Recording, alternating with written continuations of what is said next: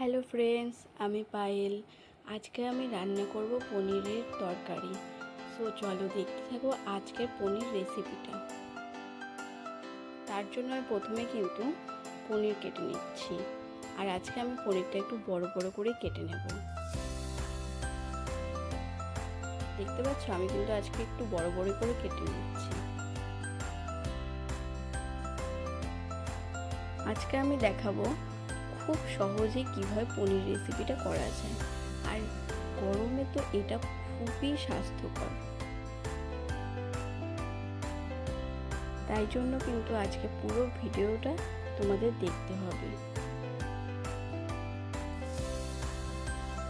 দেখো আমি কিন্তু এখন আলুটাকেও কেটে নিচ্ছি।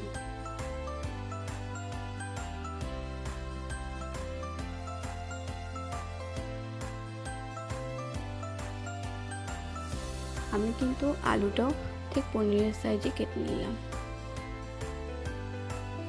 এখন আমি কড়াইটা বসিয়ে দিলাম। কড়াইতে দিয়ে দিচ্ছি 5 থেকে 6 টেবিল চামচ তেল।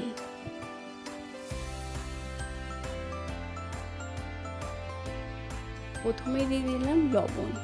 পনিরের প্রথমে যদি লবণটা দেওয়া হয় তাহলে কড়াইয়ের সাথে পনিরটা কিন্তু বেশি লেগে ধরে না। তারপরে দিয়ে দিচ্ছি হলুদ।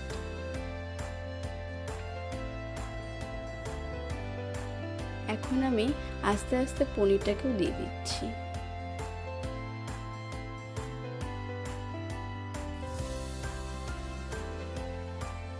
দেখো পনিরটা কিন্তু একেবারে সাথে দেবে না, কারণ একেবারে যদি একসাথে দিয়ে দাও তাহলে কিন্তু লেগে যাবে।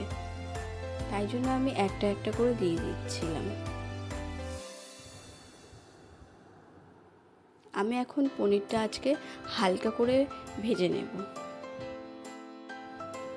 দেখো পনিরটা কিন্তু আমি আস্তে আস্তে হালকা করে ভেজে নিচ্ছি।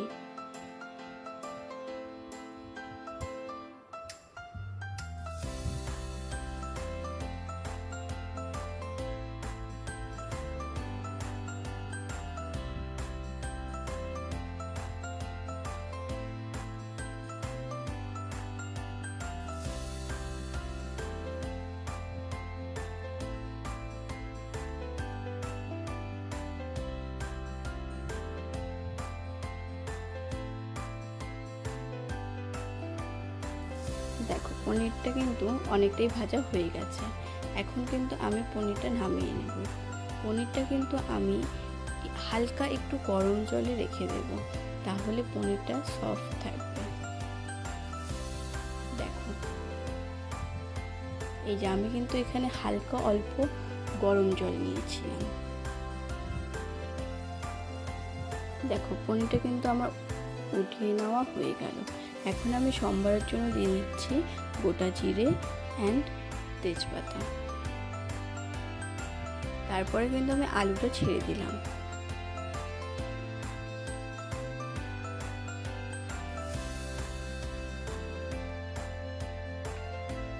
দেখো আলুটার মধ্যে আমি এখন দিয়ে দিচ্ছি লবণ আর হলুদ।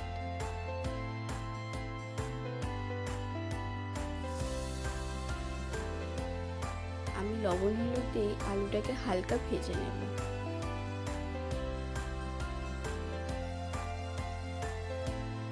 দেখো আলুটা কিন্তু আমার হালকা করে ভেজে নেওয়া হয়েও গেছে।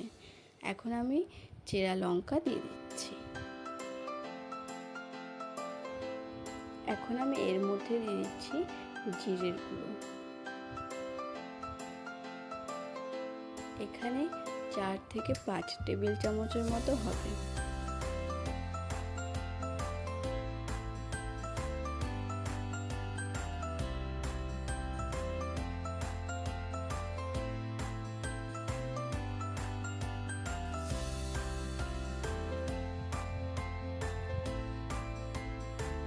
আমি কিন্তু জিরেটা ভালো করে ভেজে নেব, না হলে কিন্তু জিরের গুঁড়োর কাঁচা গন্ধ থেকে যাবে। এখন আমি দিয়ে দিলাম কিছুটা পরিমাণে হলুদ।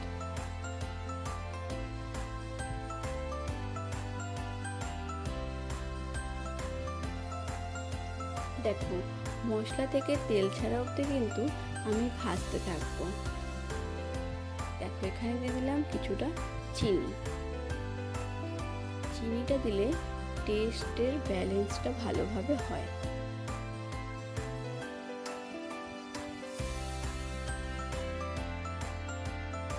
দেখো আমি এখানে দিয়ে দিচ্ছি অল্প পরিমাণে গরম জল।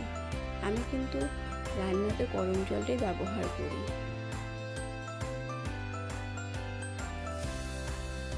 দেখো গরম জলটা দেওয়ার পরও কিন্তু আমি আবার কিছুটা ভেজে নিলাম। তেল কিন্তু ছেড়ে গেল মশলা থেকে, মশলার কিন্তু আর কোনো কাঁচা গন্ধ থাকলো না। আমি কিন্তু তারপরে জল দিয়ে দেব। দেখো আমি এখানে গরম জল দিয়ে দিলাম। আমি আজকে গরমের জন্য পাতলা ঝোলই করব। পনিরের এই পাতলা ঝোলটাও কিন্তু খেতে বেশ ভালো লাগে। দেখো আলুগুলো কিন্তু এই ঝোলেই সেদ্ধ হবে। আমি কিন্তু আগে থেকে আলুটা সেদ্ধ করে রাখিনি। আমি এখানে আগে থেকে যে ভেজে রাখা পনিরটা ছিল সেটা আমি দিয়ে দিচ্ছি। পনিরটা দেওয়ার পর কিন্তু আমি আরও ফুটিয়ে নেব।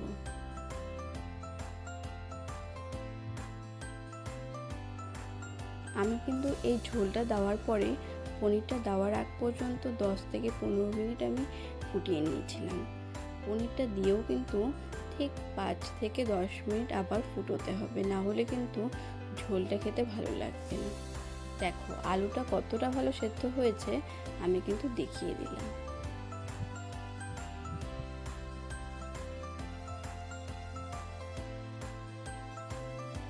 দেখো ঝোলটা কিন্তু আমি বেশ ভালো করে ফুটিয়ে নিচ্ছি।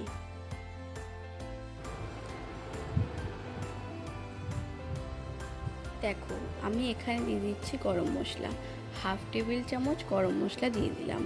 আমার কিন্তু রেসিপিটা আজকে রেডি হয়ে গেছে। দেখো পনিরের রেসিপি খুব সহজ উপায়ে। এই রান্নাটা ভালো লাগলে আমাকে লাইক এবং সাবস্ক্রাইব করে দিও।